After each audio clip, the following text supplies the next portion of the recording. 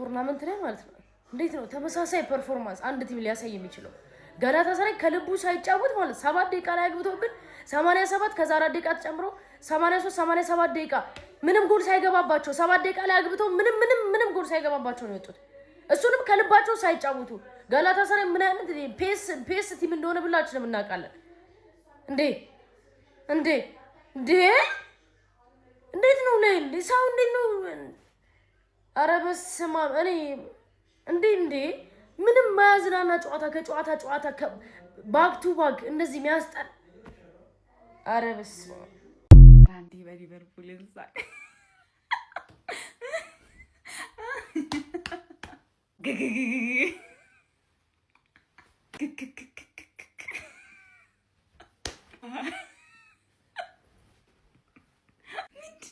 ምንድናችሁ በእናታችሁ?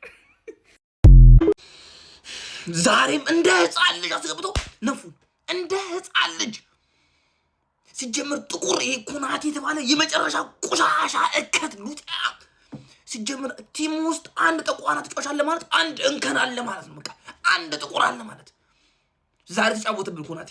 ጎሜዝ የተባለ የመጨረሻ ቀሽም ዊዝ ኢኪቲኬ ፌክ እስከ ዛሬ ሲጫወትብን ፌክ ዛሬ ተጫወቱብን የእውነት ቫንዴክ በቃ ሸምግሏል። በቃ ተከላካይ ያስፈልግናል ደግሞ ሌላ ተከላካይ በቃ ሸምግሏል እንዴ ሳላቃት አይረባም እሱ። በክለብ ግን አምናለሁ አንፊልድ እንገናኝ እንዲህ ተናነቀን አንቀጥልም። የእውነት በአንፊልድ መልሱን ጠብቁን። በአንፊልድ የዛሬን ውጤት መርሳት አለብን። በአንፊልድ እንገናኝ።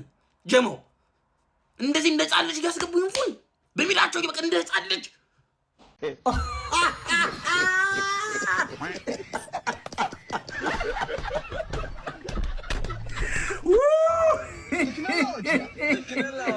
እንዴት ገረዳ ማራ ይጫወቱበት። እሰይ ድሮምኛ መግባት በነበረብን ቦታ ገብታችሁ እሰይ ይበላችሁ። ሲጀመር እኮ ቶተናም ሻምፒየንስ ሊግ ሳይሆን ሻምፒየንሺፕ ነው መግባት ያለበት። ተንቀልቅላችሁ ገብታችሁ ይሄኔኛ ገብተን ቢሆን ይሄኔ ለዋንጫ እየተጫወትን ነበር። አረ ምን ዋንጫውን በልተነው ነበር። ሲያስጠሉ አነስሎት ላላላላ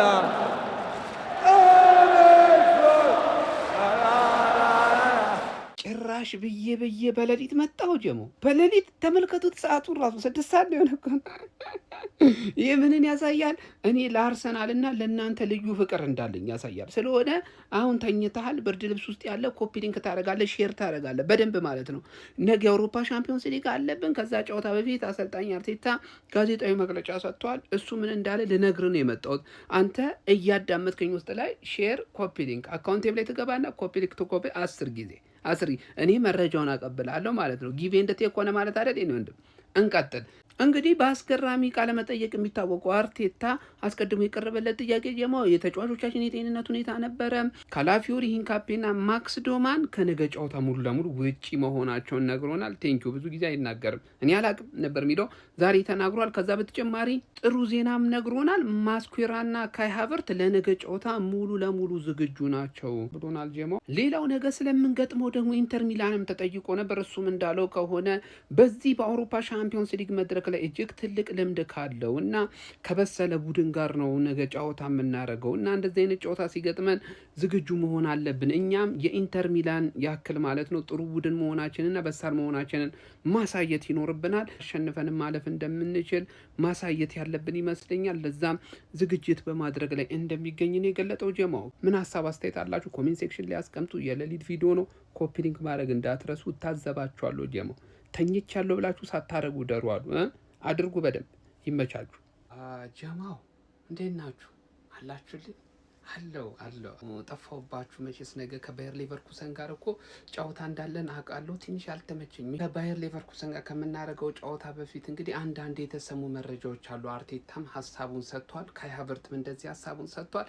እሱን ሳልነግራችሁ እንዴት ይሆናል ብዬ ይኸው በሌሊት መጣሁ። ሌሊት ነው ኮፒ ሊንክ ሼር አድርጎ ለጀማ አዳርሱ። ጀማው አብዛኛው ሰው ተኝቷል። ያው ለሱር የምትነሱ ምናምን እና የቀራችሁ ሰዎች እንቅልፍ አጦች ማለት ነው በደንብ ኮፒ ሊንክ ሼር አድርጉና ለጀማ አዳርሱልኝ። እሺ መረጃ ነው፣ መረጃ ኃይል ነው የኔ ወንድም።